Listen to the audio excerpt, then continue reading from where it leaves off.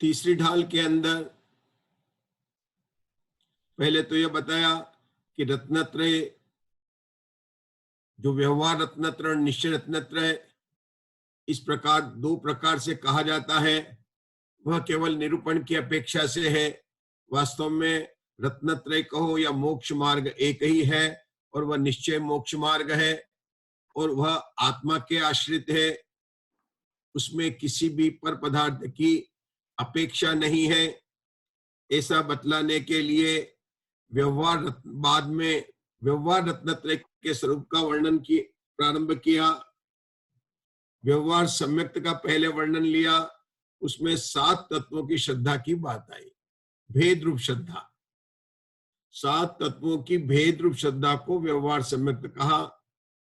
फिर ऐसा जो सम्यक दृष्टि, जिसको वास्तव में निश्चय सम्यक दर्शन प्रकट हुआ है, उसके साथ में व्यवहार सम्यक दर्शन कैसा होता है उसकी बात है।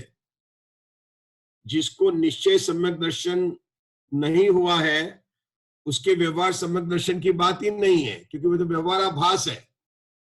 निश्चय के साथ ही व्यवहार होता है, निश्चय के बिना व्यवहार व्यवहाराभास होता है। उस सम्यक दृष्टि के जीवन में जो 8 अंग, उन अंगों में एक एक अंग का हमको स्वरूप समझा रहे हैं। पंडित दौलत राम जी ने यहां बताया कि पहला अंग जो निशंकित अंग है, जिसकी हमारी वर्तमान में चर्चा चल रही है, कि सम्यक दृष्टि जीव जिनेंद्र भगवान के वचनों में शंका नहीं करता है। देखिए, एक ही सम्यक दर्शन को प्रथमानुयोग, कर्णानुयोग, चरणानुयोग और द्रव्यानुयोग, इन चारों अनुयोगों में अलग अलग ढंग से बताया गया है, क्योंकि चारों अनुयोग की पद्धति ही अलग है। यहां पर छड़ाला में कहा जा रहा है कि सम्यक दृष्टि को जिनेंद्र भगवान के वचन में शंका नहीं होती है। प्रथमानुयोग में कहेंगे कि सम्यक दृष्टि देव शास्त्र गुरु की ही पूजा करता है, अन्य की पूजा नहीं करता है। वे वितरागी देव के सिवाय किसी के पास नहीं जाता है। चरणानुयोग के ग्रंथ में जब हम देखते हैं तो 2 प्रसिद्ध ग्रंथ है, पुरुषार्थ सिद्धि उपाय और रत्नकरण शावकाचार। रत्नकरण शावकाचार में सम्यक दृष्टि के लिए लक्षण बताए, निशंकित अंग, वहां पर तत्व से बात की कि सम्यक दृष्टि तलवार की धार के समान, उसके तत्व संबंधी भूल नहीं होती है, उसका विपरीत श्रद्धा नहीं होता है। वहां पर बताया तत्व यही है, ऐसा ही है, अन्य नहीं है, अन्य प्रकार से नहीं है। ये रत्नकरण शावकाचार में। पुरुषार्थ सिद्धि उपाय में वस्तु के अनेकांश स्वरूप में सम्यक दृष्टि को शंका नहीं होती है। समय सार के अंदर आचार्य भगवान कुंद देव ने, जो कि द्रव्यानुयोग का परमागम शास्त्र है, उसके अंदर सम्यक दृष्टि को शंका नहीं, 7 भयों से रहित बताया है। सम्यक दृष्टि को ये शंका नहीं होती है कि मैं कर्मों से बंधा हुआ हूं। अलग अलग अनुयोग में अलग अलग विवक्षा से लिया है। यह सिर्फ कथन पद्धति का अंतर है।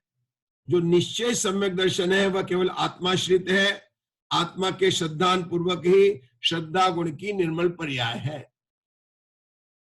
कर्णानुयोग में उसी सम्यक दर्शन को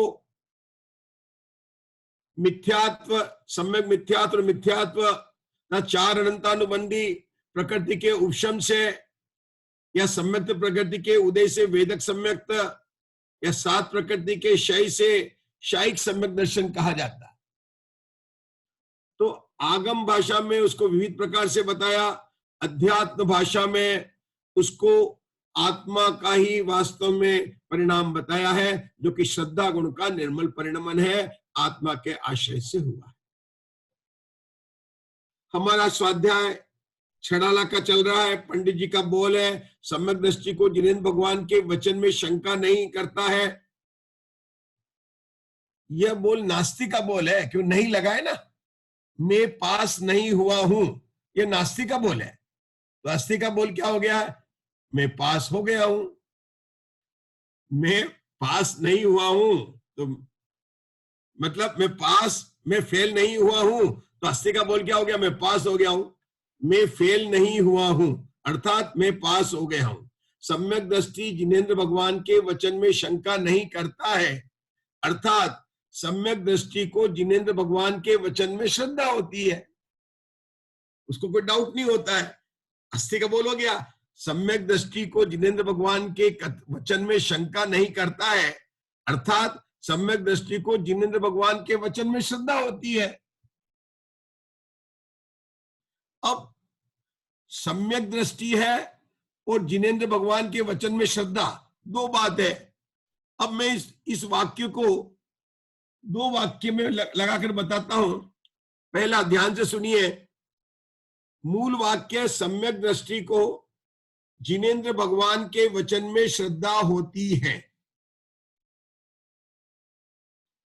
अब यदि हम कहें सम्यक दृष्टि को ही लगाया मैंने, सम्यक दृष्टि को ही जिनेंद्र भगवान के वचन में श्रद्धा होती है, पहला वाक्य ही लगाया सम्यक दृष्टि के साथ में। दूसरा वाक्य, सम्यक दृष्टि को जिनेंद्र भगवान के वचन में ही श्रद्धा होती है। पुनः ध्यान दीजिए, सम्यक दृष्टि को जिनेंद्र भगवान के वचन में श्रद्धा होती है। अब इसमें हमने ही कहते हैं एवकार, ही का प्रयोग कर रहे हैं। सम्यक दृष्टि को ही, पहला ही का लगाया, सम्यक दृष्टि को ही जिनेंद्र भगवान के वचन में श्रद्धा होती है। दूसरा ही लगा रहे हैं हम, सम्यक दृष्टि को जिनेंद्र भगवान के वचन में ही श्रद्धा होती है। ही की पोजीशन बदल गई, अब ही वचन के साथ में आ गया। क्या अंतर हुआ, एक हुआ प्रमाण का वाक्य, दूसरा हुआ न्याय का वाक्य। वस्तु के अधिगम के प्रमाण और न्याय दोनों उपाय बताए हैं। हम यहां पर एक ही वाक्य को लेकर प्रमाण का वाक्य और न्याय का वाक्य रचना कर रहे हैं। सम्यक दृष्टि को जिनेंद्र भगवान के वचन में श्रद्धा होती है, इस बोल के अंदर सम्यक दृष्टि के बारे में कहा जा रहा है। जिसके बारे में कहा जाता है उसको बोलते हैं विशेष्य, और उसकी जो विशेषता बतलाता है उसको कहते हैं विशेषण, एडजेक्टिव। यहां पर क्या विशेषता बताई जा रही है कि सम्यक दृष्टि जिनेंद्र भगवान के सिवाय अन्य किसी के वचनों में श्रद्धा नहीं करता है। तो सम्यक दृष्टि हुआ विशेष्य, और उसके जिनेंद्र भगवान के वचन के सिवाय अन्य में नहीं श्रद्धा करना, यह बात हुई विशेषण। प्लीज रिपीट करेंगे?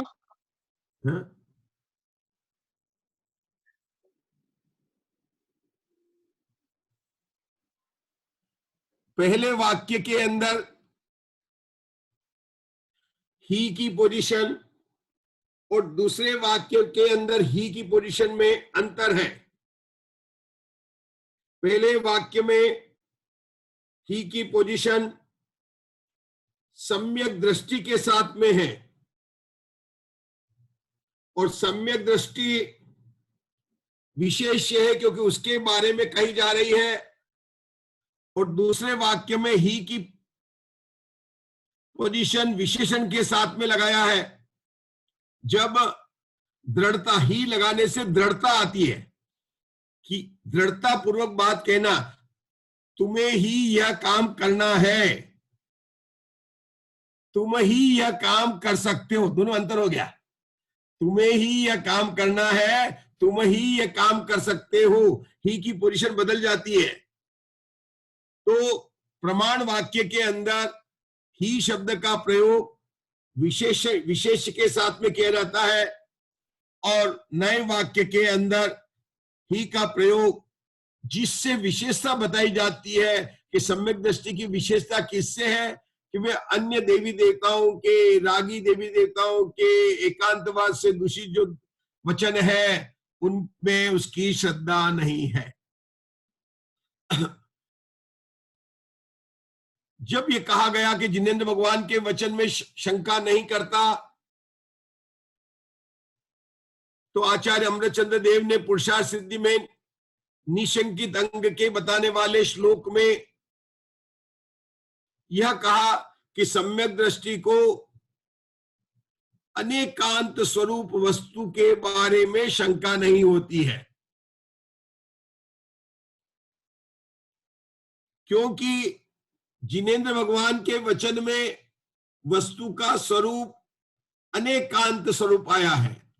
वस्तु कैसी है कि जगत की प्रत्येक वस्तु अनेकांत स्वरूप है। ये जगत की जो प्रत्येक वस्तु अनेकांत स्वरूप है, उस वह तत् अतत्, एक अनेक, सत असत, नित्य अनित्य, ऐसे परस्पर युगल धर्मों से गुथी हुई है। यहां पर युगल धर्म हमने 4 लिए हैं और बोल है 8, लेकिन ये 8 के 8 बोल वस्तु के स्वरूप में एक साथ लगते हैं। इनमें भेद नहीं, समय भेद नहीं है। जो वस्तु जिस समय तत् है वह वस्तु उसी समय अतत है। जो वस्तु जिस समय नित्य है वही वस्तु अनित्य है। जो वस्तु जिस समय एक है वही उस समय अनेक है। 8 के 8 बोल यहां पर उदाहरण के लिए 8 लिए हैं। वास्तव में जितने भी धर्म युगल अनंत है उन सारे के बोल एक साथ एक समय में वस्तु में विद्यमान है। कल जो हमारी चर्चा चल रही थी वह चल रही थी नित्य अनित्य और तत् अतत् के बोल में। ये दोनों बोल सूक्ष्म है, इनमें अंतर सरलता से भाषित नहीं होता, क्योंकि इनका जब अर्थ किया जाता है और जिनका जो अर्थ समझते हैं उससे साधारण रूप से लेने पर तत् अतत् के बोल और नित्य अनित्य के बोल दोनों एक समान लगते हैं, लेकिन वे एक समान है नहीं। आज इसी को पूर्ण रूप से दृढ़ करते हैं कि नित्य अनित्य और तत् अतत् के बोल में क्या अंतर है।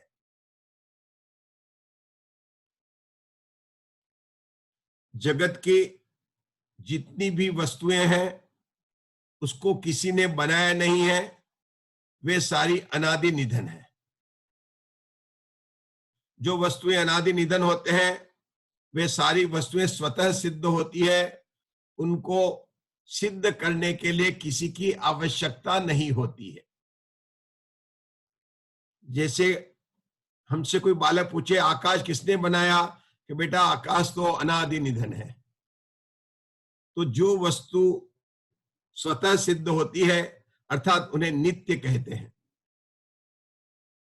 ये नित्य वस्तुएं जो स्वतः सिद्ध है उनमें परिणाम स्वभाव होता है, उनकी अपनी परिणमन शक्ति होती है।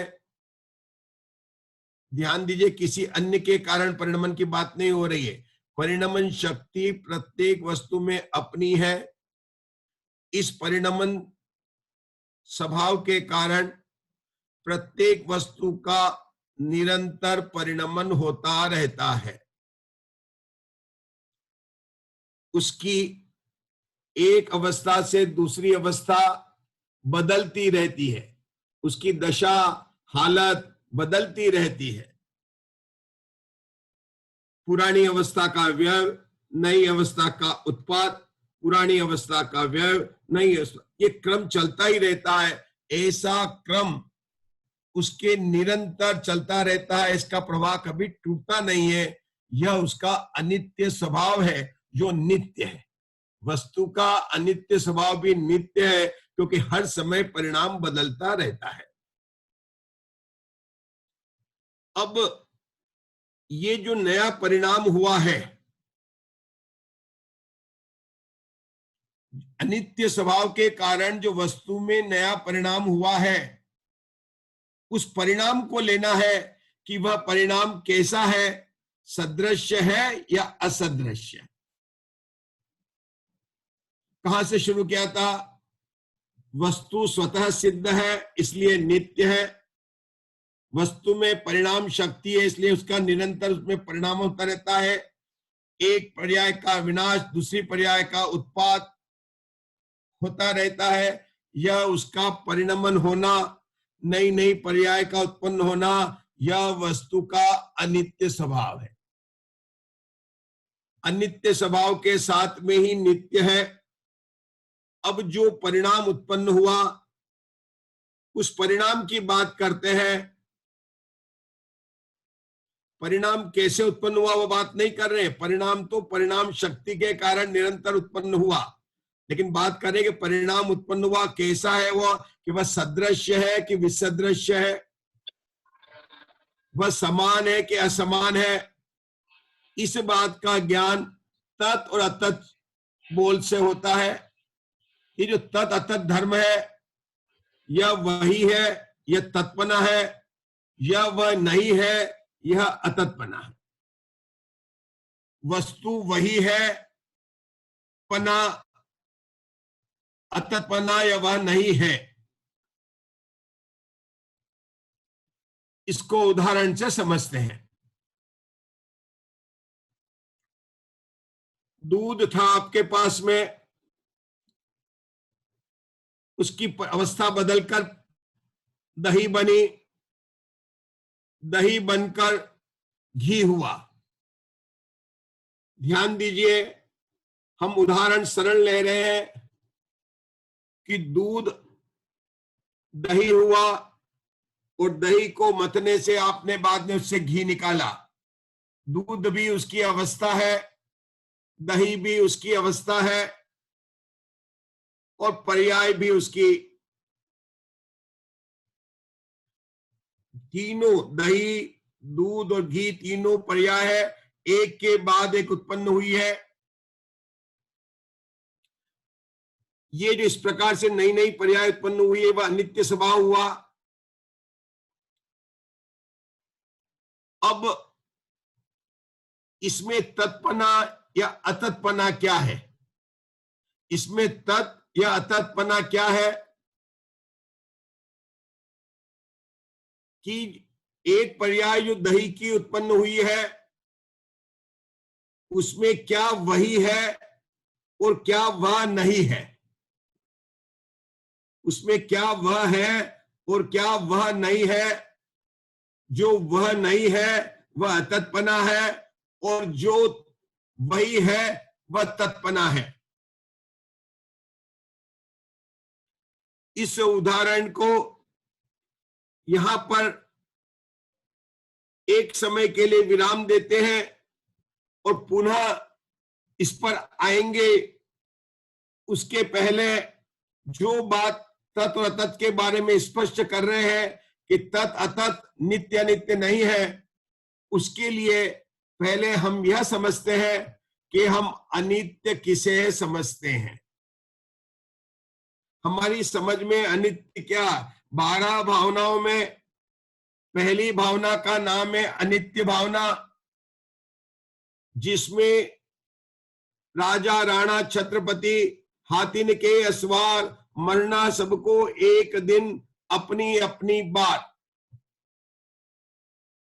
जब हम इस भावना का अर्थ करते हैं तो ये कहते हैं कि ये जो मनुष्य है ये मरकर मनुष्य भाव नष्ट हो जाएगा और फिर देव पर्याय मिलेगी तो देव चला जाएगा। देव से आया मनुष्य हुआ, मनुष्य हुआ अन्य गति में हुआ। इस प्रकार से एक गति से दूसरी गति में जो गया वह अनित्य उसका स्वभाव है, ऐसा हम इसका अर्थ समझते हैं। उसमें कोई विशेष गलती नहीं है। सूक्ष्म अर्थ निकालने के लिए अब चर्चा प्रारंभ करते हैं। जब राजा है, राजा को मतलब जो देश का राजा, राणा मतलब मंत्री ले लेते हैं, छत्रपति अर्थात सेनापति, इन तीनों की जो बात आई है राजा राणा छत्रपति में, इसमें इन तीनों की कौन सी गति की बात चल रही, कौन सी पर्याय है? देव पर्याय की बात चल रही है कि मनुष्य पर्याय की बात चल रही है कि तिरंज पर्याय की बात चल रही है कि नरक पर्याय की? तो सबका उत्तर एक ही होगा कि राजा राणा छत्रपति तीनों में मनुष्य पर्याय की बात है। तो मनुष्य पर्याय की बात है। यहाँ पर देव वो कहां से आया, वो कहां जाएगा, उस पर्याय की अभी यहाँ पर बात नहीं है। ध्यान दीजिए, राजा राणा छत्रपति में राजा भी मनुष्य है, राणा भी मनुष्य है, छत्रपति भी मनुष्य है। तीनों की मनुष्य पर्याय की बात चल रही है और मनुष्य पर्याय एक दिन विनश्वर हो जाएगी, इतनी ही बात है। यहाँ पर न उसके पूर्व में वो कौन से देव गति से आया है उसकी बात है, और न वह किस गति में जाएगा उसकी बात है। जबकि हम समझते हैं कि देव गति से मनुष्य हुआ, मनुष्य हुआ, इस प्रकार से जन्म मरण करता रहता है। तो देखिए, जब राजा राणा में केवल एक मनुष्य पर्याय की बात है तो वो मनुष्य पर्याय नित्य नहीं है, अनित्य है, ये बात कही जा रही है। और उस मनुष्य पर्याय में किसको लेना? ये मनुष्य के आकार का जो पुद्गल शरीर है उसको नहीं लेना, वो तो जड़ है। ये जो 5 इंद्रिया शरीर दिख रहा है जिसका फोटो आ रहा वो मनुष्य नहीं। अरे मनुष्य गति नाम कर्म के उदय से जो निरंतर जीव का भाव है कि मैं मनुष्य हूं, मैं स्त्री हूं, मैं पुरुष हूं। देखिए, एक है मनुष्य पर्याय जो पुद्गल की है अवस्था, जिसको कि हम मनुष्य मान रहे हैं। एक है मुझ में भाव, यहाँ पर मनुष्य का भाव लेना है। वह मनुष्य का भाव जो है ना, वह वर्तमान में मनुष्य पर्याय है। उसमें मनुष्य गति नाम कर्म का उदय चल रहा है। मनुष्य आयु कर्म के उदय तक वह बनी रहेगी, एक के बाद एक होती रहेगी। तो यहां पर देव की अपेक्षा से कंपेयर नहीं करना है कि वो कहां से आया है और कहां पर जाना है, क्योंकि अनित्य में केवल परिणाम की बात है। तो मेरी वर्तमान मनुष्य पर्याय में जो भाव है कौन सा है कि मैं मनुष्य हूं, यह मेरा परिणाम है और यह परिणाम निरंतर बनता रहता है और अवस्था बदलती रहती है। अब इस परिणाम को ही लेना है और उस परिणाम में तत् अतत् लगाना है कि यह मनुष्य पर्याय जो है वह कैसे तत् और अतत् है, कि यह मनुष्य पर्याय जो है वह पूर्व पर्याय की अपेक्षा, अगर वह जीव देव से आया है तो वह देव नहीं है, मनुष्य है। यह हुआ उसका अतत्पना। पुनः लीजिए, वर्तमान में मैं मनुष्य हूं, मैं मनुष्य आकार की बात नहीं कर रहा हूं। मेरे अंदर जो ये भाव है जो निरंतर बना रहता है सोते जागते कि मैं स्त्री हूं, मैं पुत्र हूं, मैं बालक हूं, मैं मनुष्य हूं, मैं नारकी नहीं हूं, यह भाव वास्तव में मनुष्य पर्याय। इस भाव को, अपने जीव के भाव को लिया। अब ये जो मनुष्य की जो भाव है, ये वर्तमान में जिसमें मनुष्य कहा जा रहा हूं, यह भाव अगर मैं पूर्व में देव गति से आया तो वह देव नहीं है और वह मनुष्य है। इस प्रकार से हुआ अतत्पना। लेकिन जो देव में जीव था वही का वही मनुष्य में है, यह हुआ उसका तत्पना। तत्व तत्पना मनुष्य पर्याय और देव पर्याय, दो पर्याय में घटाकर किया, उससे कंपेयर किया तो हुआ तत् अतत्पने की कंपेयर का बोल बना।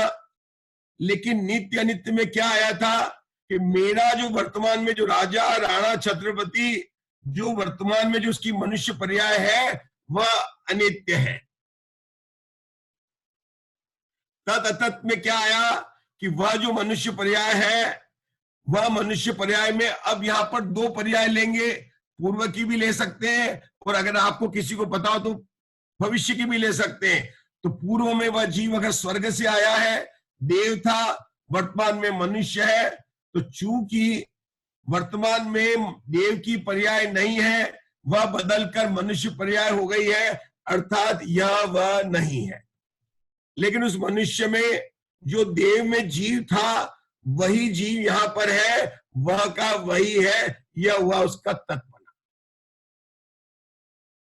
पुनः दही के उदाहरण पर आते हैं, दूध, दही और घी के उदाहरण पर आते हैं। हमें दूध बनकर दही हुआ, दही बनकर घी बना, ऐसा नहीं लेना है। तत्व को समझने के लिए दूध बनकर दही, दही बनकर घी हुआ, क्योंकि तीनों अलग अलग पर्याय है। जिस समय दही है उस समय दूध नहीं है, उस समय दही नहीं है। जिस समय घी है उस समय दही नहीं है, उस समय वह दूध भी नहीं है। एक ही पर्याय को लिया। जैसे मनुष्य की पर्याय को केवल मनुष्य पर्याय को ही लिया था, यहां पर जब दही की बात कर रहे हैं तो दही को ही लेना है। जब घी की बात कर रहे हैं तो घी की बात करना है। जब दूध की बात कर रहे हैं तो दूध की बात करना है, क्योंकि दूध भी पर्याय है, दही भी पर्याय है और घी भी पर्याय है, तीनों पर्याय है। जब हम दही की पर्याय जो उत्पन्न हुई नहीं से उसको देखते हैं, वो नहीं उत्पन्न हुई है, तो उसमें क्या कायम है कि उसमें गोरस कायम है। दूध में भी गोरस था, दही में भी गोरस था और दूध में भी गोरस था। तो उसका वर्तमान की दही की जो पर्याय है वो नहीं उत्पन्न हुई है और वो बदल के दूसरी हो जाती है, घी बन जाता है, लेकिन उनमें जो गोरस है वह समान है। तत् में क्या लेना है? दो पर्याय को लेना है। दो पर्याय, एक दूध लिया, एक दही लिया, दोनों विभिन्न पर्याय है। जब हम दही की बात कर रहे हैं तो क्या दही की पर्याय वही की वही है कि नहीं? दूध नहीं है, पहले दूध था वह दही बन गया, पहले दूध था अब दही बन गया, वह हुआ अततपना। और दूध में और दही में दोनों में गोरस है, वही गोरस है, यह हुआ उसका तत्पना।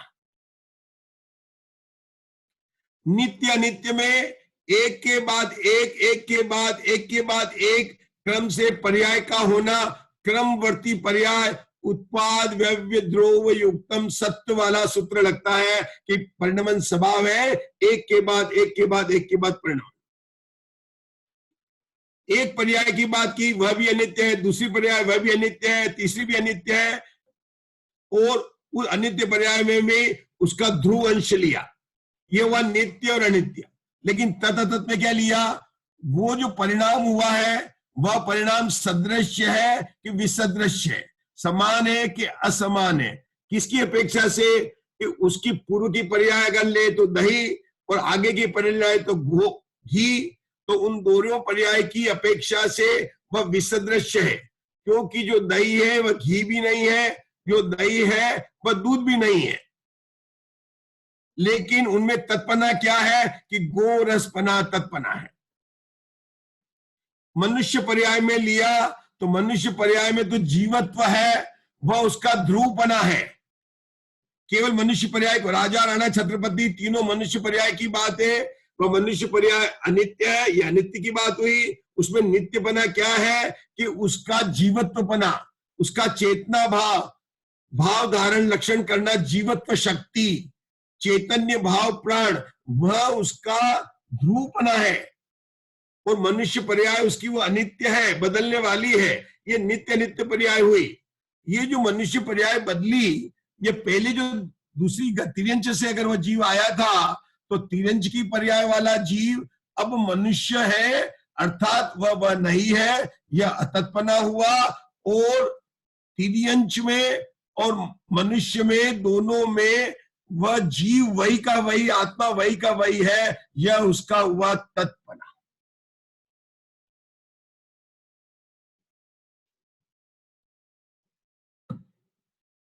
मैंने प्रयत्न किया तत् अतत् और एक अनेक में, और आशा है कि कल से आज बात कुछ और अधिक स्पष्ट हुई होगी, क्योंकि तत् अतत् में अपन समान असमान ले रहे हैं, सदृश विसदृश ले रहे हैं, और नित्य अनित्य में परिणाम शक्ति की बात है। क्योंकि जगत की प्रत्येक वस्तु जो सत्य वस्तु है, अपने अस्तित्व गुण के कारण जिसका एग्जिस्टेंस है किसी ने, तो वो क्या स्वतः सिद्ध है? स्वतः सिद्ध है अर्थात उसको किसी ईश्वर ने नहीं बनाया, उसको किसी ईश्वर ने नहीं बनाया। और जो स्वतः सिद्ध वस्तु होती है उसका कोई बनाने वाला नहीं होता। वह स्वतः सिद्ध वस्तु जो नित्य वस्तु है, उसका परिणाम स्वभाव को बताना, ये नित्य अनित्य हुआ, और इसमें क्रमवर्ती पर्यायों की बात है। तत् अतत् में क्या हुआ कि किसी एक पर्याय जो उत्पन्न हुई है, जो परिणाम शक्ति कारण जो पर्याय होती है, वह पर्याय क्या वैसी की वैसी है कि अन्य है, ऐसा बताना तत् अतत्पना। ये तत् अतत्पना, नित्य नित्यपना, एक अनेक, सत असत, ऐसे सारे धर्म वस्तु के अंदर एक साथ है। अनेक, हाँ आप पूछिए। सुमन जी पूछना चाहती है, अपने पास 2 मिनट। हाँ बोलिए, सुमन जी की बात हो जाएगी।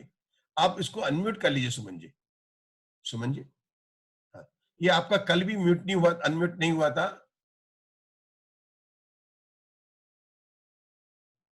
जब तक आप अनम्यूट नहीं करेंगे, हाँ हो गया, बोलिए। पंडित जी जय जिनेन्द्र। जय जिनेन्द्र। मैं आपने कल भी जो होमवर्क दिया था वो भी मुझे नहीं मिला।